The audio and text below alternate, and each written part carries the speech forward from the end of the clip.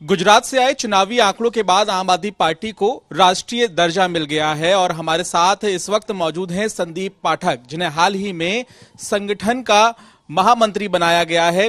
नई जिम्मेदारी आम आदमी पार्टी में दी गई है, नया पद भी ये है और किस तरह से इस भूमिका को निभाएंगे संदीप पाठक, इसके बारे में तो हम जानेंगे ही, लेकिन लोग ये जानना चाहते हैं कि नेता से पहले संदीप पाठक हैं कौन।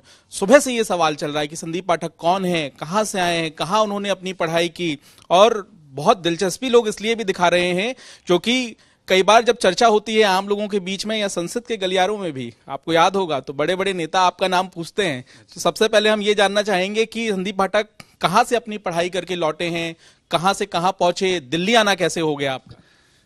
तो बहुत ही इंटरेस्टिंग जर्नी है और बहुत लंबी जर्नी है और आसान था नहीं। मैं छत्तीसगढ़ में एक गांव है, छोटे से गांव में, वहाँ पैदा हुआ था। 5वीं तक की पढ़ाई मैंने उसी गांव में पूरी की। फिर आगे की पढ़ाई के लिए बिलासपुर शहर है, वहाँ अपनी बुआ के यहाँ रहने लग गया क्योंकि गांव में स्कूल्स नहीं थे। उस वक्त तो मध्य प्रदेश हुआ करता था। फिर बिलासपुर में आगे पढ़ाई करते हुए फिर मैंने रिसर्च का लाइन चुना था। तो इंडिया में Indian institute of chemical technology है, फिर नेशनल केमिकल लेबोरेटरीज है, वहाँ पे मैं रिसर्च एसोसिएट था।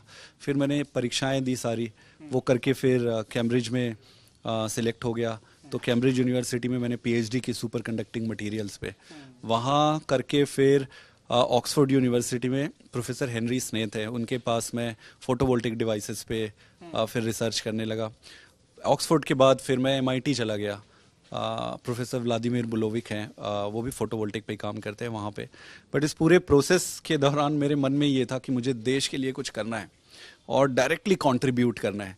मैं साइंटिस्ट रह के भी इनडायरेक्ट तरीके से कंट्रीब्यूट तो कर ही रहा था और करता भी, बट मुझे प्रत्यक्ष तरीके से कुछ करना था इस देश के लिए, तो राजनीति में आना था। फिर इस पूरे प्रोसेस में मैंने देखा था कि केजरीवाल जी ने जिस तरीके से एक नई राजनीति, कंस्ट्रक्टिव राजनीति, वो जो बातें करते थे उस समय पे, बड़ा सीधा सरल सिंपल समझ आने वाली बात थी। बाकी पॉलिटिशियंस के तो बड़े कॉम्प्लिकेटेड से होते हैं, कोई क्लैरिटी। तो केजरीवाल जी की यही कंस्ट्रक्टिव राजनीति थी जो मुझे हुआ कि यार यही चीज है जो मैं जाना चाहता था। जब अन्ना आंदोलन चल रहा था तब आप कहाँ थे? तब मैं अब्रॉड में था, तब मैं बाहर था। वहां सुन रहे थे आप? मैं सुन रहा था। और दिल्ली कब आए? दिल्ली में आम आदमी पार्टी से आप कब जुड़े, या अरविंद केजरीवाल से आप कैसे मिले? फिर 2016 में मैं आईआईटी ज्वाइन कर लिया दिल्ली, और यहाँ ज्वाइन करने के बाद डीडीसी था पहले, आशीष खेतान जी थे, डेली डायलॉग कमीशन तब। तो छोटे छोटे प्रोजेक्ट्स में mostly photovoltaic, solar cell, data analytics, ये सारे प्रोजेक्ट्स में एसोसिएट हुए। मैं एनालाइज करके दे देता था बचे हुए टाइमिंग पे।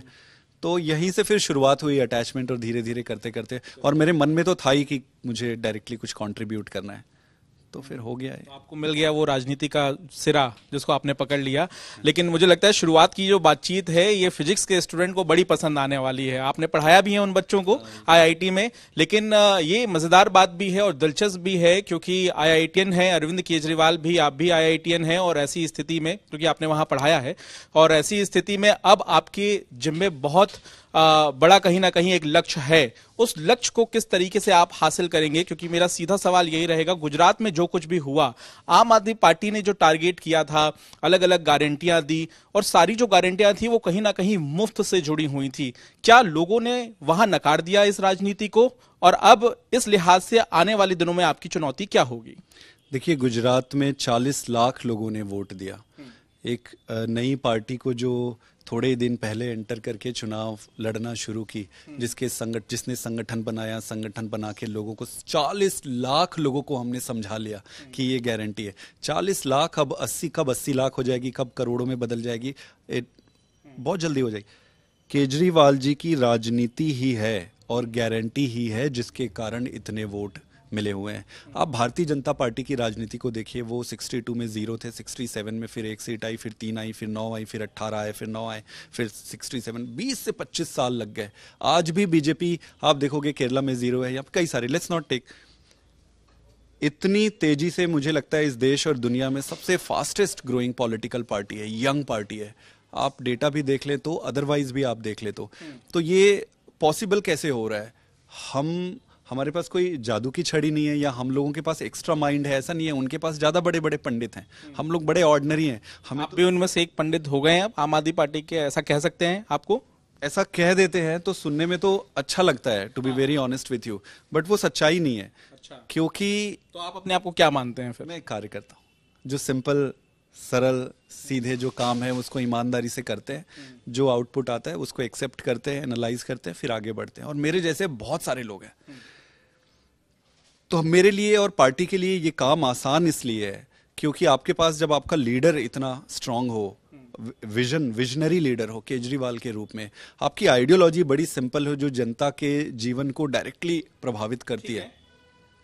बिल्कुल, तो वो आपकी आइडियोलॉजी रहेगी। लेकिन अरविंद केजरीवाल कहते हैं कि वो जादूगर हैं। अरविंद केजरीवाल किस तरह से जनता के बीच जाते हैं, उनके भाषण देने का जो तरीका है वो तो उनको लोगों से कनेक्ट करता है, लेकिन जिम्मेदारी आपके कंधे पर है।